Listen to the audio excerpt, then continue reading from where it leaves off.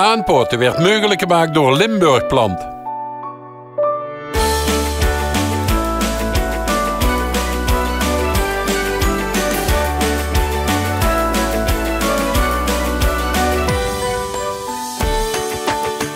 Beste kijkers, Aanpoten. Je denkt, dit ton dit moet er maar heel voldoen. Ja, maar je kent het spreekwoord. Het gras is altijd groener bij de buren. En wat zei mijn vrouw tegen mij? Ton, gang alsjeblieft eens kijken dat het gras van mij net zo groen werd. Dus ik op naar Limburgplant. Hey Diana, ook al met het gras bezig? Dag Ton. Dit is geen gewoon gras, hè? Nee Ton, dit is siergras, dat is zus. Het is ook in verschillende kleuren, verschillende hoogtes. Dit wordt met name eigenlijk gewoon voor borderbeplanting gedaan of vakbeplanting. En ja, het is gewoon altijd heel mooi om bij mensen in de tuin allemaal die siergrassen te zien. En die knip ze dus niet, hè? Die knip ze wel. Ja? Eerder voorjaar ongeveer, rond maart, werden die ook echt helemaal teruggeknipt. Zie je een beetje zus bijvoorbeeld, er zitten altijd wel dorre stekeltjes in zitten. En als ze dat ieder jaar ongeveer zo weer terugknipt, krijg je het schoonste gras weer. Oké. Dus dan beginnen wel overal sprietjes te komen. Hetzelfde geldt ook voor die gele. Dus ieder jaar gewoon terugknippen en dan hebben ze weer het mooiste gras. Dus het is dus ja. zeer verwonderlijk, zeg, allemaal verschillende soorten gras. Ik ken maar alleen dat legergras. Ja, en dat is bij dich niet groen. Nee, het is niet groen, want anders was ik weer niet hier geweest. Deze lijkt net of het dor is, maar dat is niet zo, hè? Nee, dat is echt geel gras. Dus, ja. Aurea. En aurea staat inderdaad voor geel. Dan heb je voor stuca, dat is deze. Dus ze vallen in de blauwe, intens blue. Blijft ook eigenlijk de hele winter zo, wordt niet bruin, blijft altijd zo. Dan heb je hier weer soort carex soorten. Maar ik kan ook eens even een stukje laten zien wat we zelf aangeplant hebben in de tuin. Dan heb je een beetje een idee Ja, wie dan heb ik een beetje een idee van wie waar en hoe. Ja, eens kijken of bij ons het gras groen is. Ja, eens kijken of hier het gras is, want hier hoort het groen te zijn. Ja. Jeugd. Nou, is even aangekomen bij de grassen. Nou, dit zijn er heel goed, hè? Ja, dit zijn er heel goed. Ik heb hier 1, 2, 3, 4, 5, 6, 7 verschillende grassoorten in dit parkje verwerkt. Ik heb ze nu ongeveer een week of 3 geleden heb ik ze allemaal hartstikke teruggeknipt. En dan moest je zien wat dit nu binnen 3 weken al allemaal in het groeien is. En zo blijft het ook mooi fris groen. Uiteraard gaat het allemaal groter worden, hè? Dus dadelijk over een week of 3, dan hebben ze alles hier hartstikke vol staan. Ja, dus die kunt ze ook zo planten, die hoeft ze niet per se als border te gebruiken. Nee, zo. nee, die kent ze dus inderdaad ook echt. Dat is een mooie inrichting en een mooi kleurenpalet. Daarachter, dit is een grassoort, dat heet ook redbarren. Bloedgras noemen ze het ook wel eens, Japans bloedgras.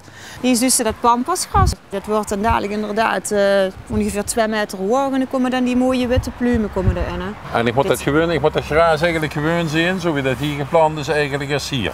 Ja. Oh, ik moet er niet doorheen lopen, ik kan er niet in liggen. Hier kan ze niet op gaan liggen, je kan ze ook niet doorheen gaan lopen. Oké. Dat doen we met gewoon gazon. Daar ben ik eigenlijk vrij. Dus dan heb je ook het voor erop te liggen? We hebben ook het voor op te liggen, dit is gewoon speelgazon. Speelgazon, ja. En dat heb je hier? En we leveren dan inderdaad allemaal, dit wordt vers gesneden. Wij rollen, een vierkantje meter is 1 rol. En nou, kom maar eens kijken. Op naar Henry.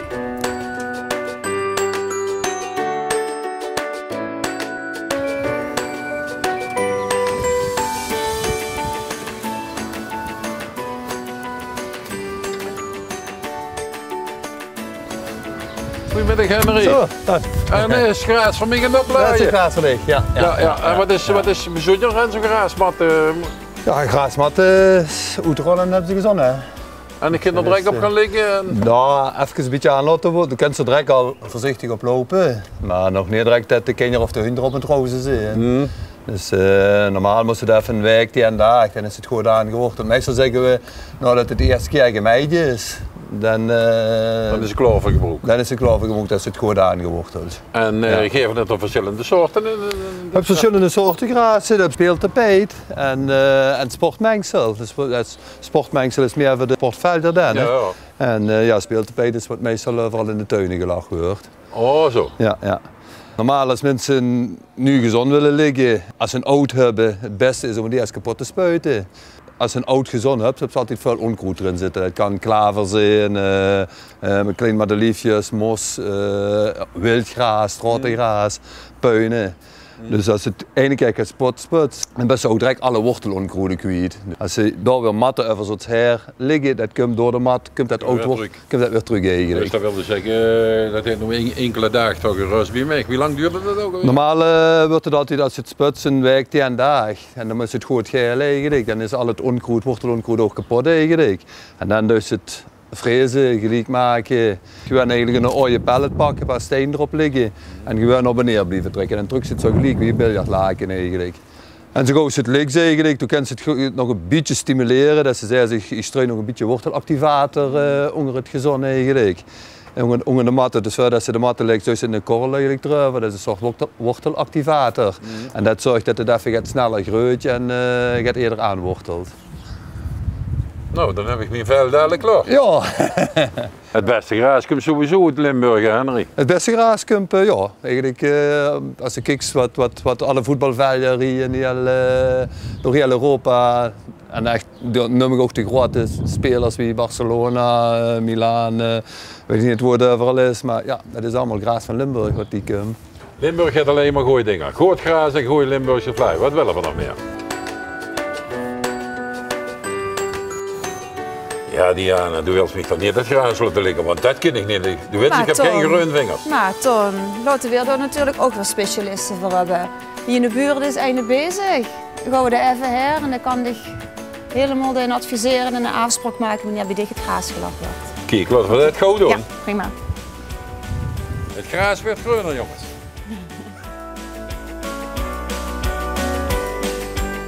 Diana van Zindor. Hey! Ja. Ton. Wim Jansen. Wim, wat gaat je doen vandaag? Ja, een deel buim. De dode tag aan moet het rood. Het plantje moet omgezaaid worden. Maar er moet ook het gras zit nog hier en daar nog een klein plekje wat het niet goed uit. En dan gaan we even met de verticateermachine erin en een beetje bijzaaien. Afgelopen jaar hebben we het najaar ook al een deel bijgezaaid. En eigenlijk is dat heel goed gekomen weer. Heeft dat met de drukte te maken het vorig jaar dat er zoveel gezonde... Ja, het is extreem druk geweest. Veel mensen hebben waal gesproeid en soms ja, niet genoeg. En dus ook sommige mensen op een gegeven moment gezegd, we geven het op. En ook met ongedierte of zo? En met ja, de engeling hebben we veel uit de hoes gooien. Wat is een engeling eigenlijk? Een engeling is eigenlijk een dikke worm die onder het gras zit en die frit gewoon de wortelen door van het gras. Dus een beetje op ja, zeg 3-4 centimeter diep frittert het gewoon helemaal door. En daardoor het gras kan niet meer groeien, want hij mist zijn worteltjes. Als het iedere dag zou regenen en zo een hele slechte zomer zijn, dan zou het nog niet eens merken. Maar als het zo de zomer is wie vorig jaar en door de temperatuur, het zijn insecten, dus groeien ze sneller. En omdat de schaar die ze maken, die herstelt zich niet. Het gras maakt wel nu wortelen, maar die krijgt geen kans. Ja, en wie kan ik dat dan bestrijden? Je kunt nu aaltjes ja, kopen en die moesten dan verdelen over het gezond. Maar dan moet het ook vochtig zijn en moet er nou, ja, of het moet regenen of je moet zelf regen maken voor die aaltjes toch een beetje de grond in te krijgen dat die naar die engelingen komen. Want dat is een beetje het probleem. Die engeling komt nooit boven de grond en die aaltjes moeten er wel her. Dus die zeuken zich die dan zelf op? Die zeuken zich die op en dan kroepen ze erin en dan maken ze die dood. Maar de kind zou gewoon zeggen, ik doe niks. Ik wacht het af, want op een gegeven moment is de worm volgroeid.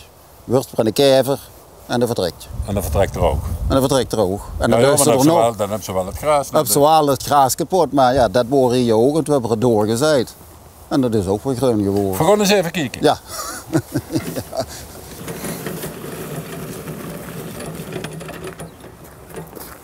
Ja, ik zie Wim de Buxus hebben het hier verleven. Ja, we doen het eigenlijk heel goed. De vogeltjes beginnen langzaam te ontdekken dat Buxus, dat er de wormpjes in zitten en dat ze die ook lekker vinden.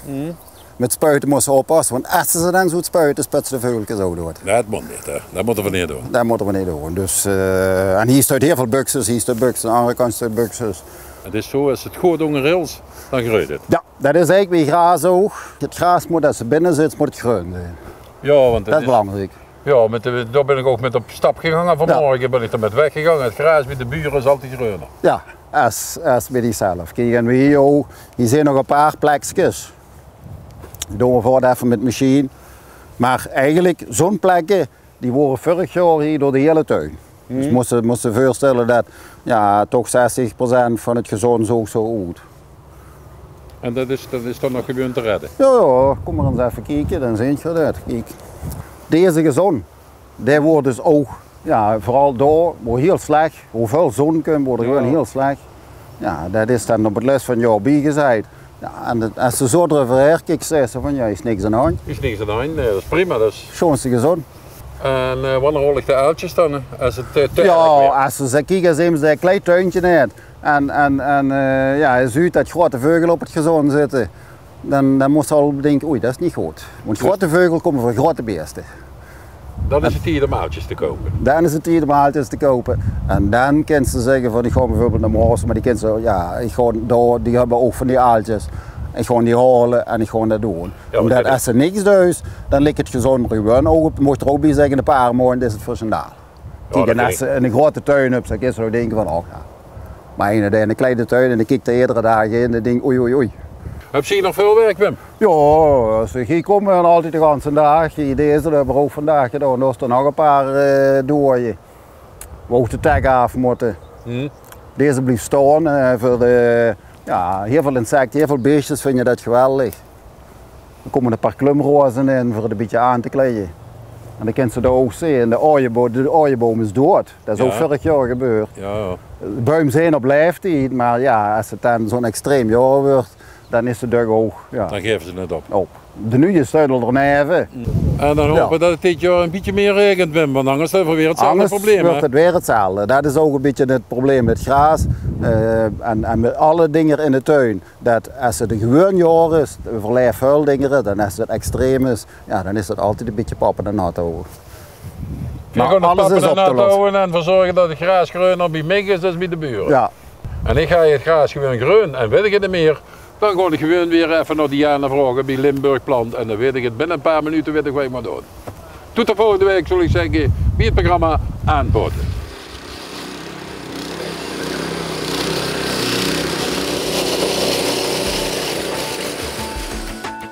Aanpoten werd mogelijk gemaakt door Limburg Plant.